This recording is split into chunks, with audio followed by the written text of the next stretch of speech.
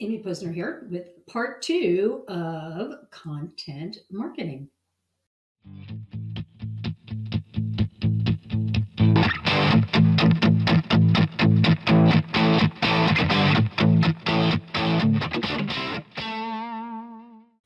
Okay, we talked about what content marketing is, why you should consider doing it, and I just want to talk to you really briefly in this video about long and short-term plays. Now, the long-term play, the theory behind it anyway, is that you're always going to need business, right? I mean, you might need a client today, you might need a client tomorrow. Well, you're going to need clients a year from now too. I mean, what you're doing and how you're doing it may change a year from now, but when you have a long-term strategy in play, you can get in front of people all along their cycle of interest. So a long-term play can look a number of different ways. Typically, what a long-term piece of content is referred to as filler content. So it's something that's got research in it. It's a deeper piece. It's your opinions and your ideas and your thoughts, but backed by reputable sources. Not that you're not one, but well-known sources, something that you can credit to Harvard Business Review or Inc. Magazine or Fast Company or other places. And so you're talking about things, and maybe you're talking about the history, how this has evolved over time, where it is now, how you see it. So those pieces of content take a longer time to put together, but they have more longevity.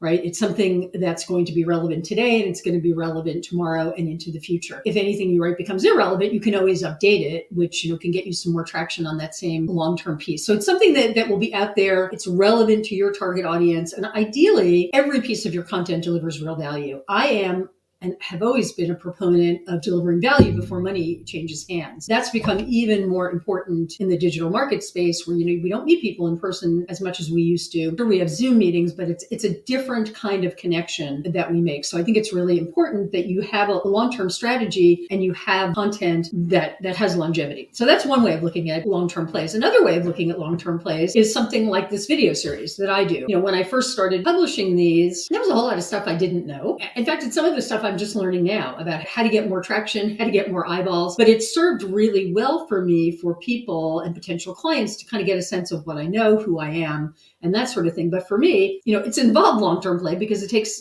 effort and energy to put these together. Someone edits them, there's a whole production process. But it's long-term traction for me in very short little snippets. So it's nice in that way. I also do a podcast that comes out weekly. If you don't know it, you can find it at businessbadass.co/podcast. But in any case, that's also a long-term play. And it's a platform that I've been building with my podcast partner, Kirsty Fanton. It's not something we've monetized yet, but it's something we intend to monetize. Meantime, and we've been doing that for more than a year. It's brought us a lot of new people to both of our lists and people who get a sense of us and get to know us because we're total goofballs on the podcast.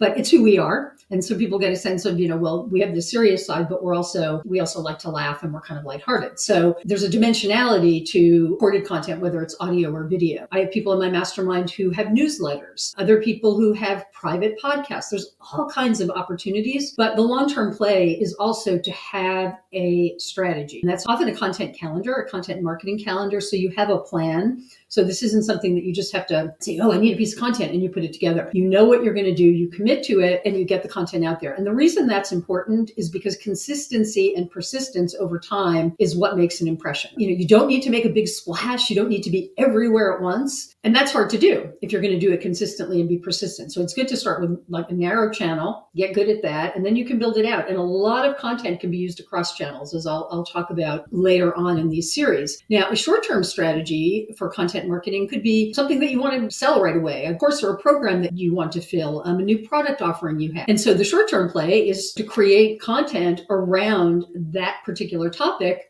that people see, get a sense of your expertise, and then have an interest in, actually loosening their wallet, getting out their credit card, and spending some money with you. What content can do is it can prove your knowledge and your expertise, but it also shows your longevity in the marketplace. So think about what would be short-term for you and what would be long-term. Think about what kind of content you want to create. And as I've said before, do what's easy. Don't think, I'm watching a video, I have to do video. I know people who hate video. Video for me is a really comfortable medium because I've done a lot of public speaking. It feels easy to me, and that's why I chose it.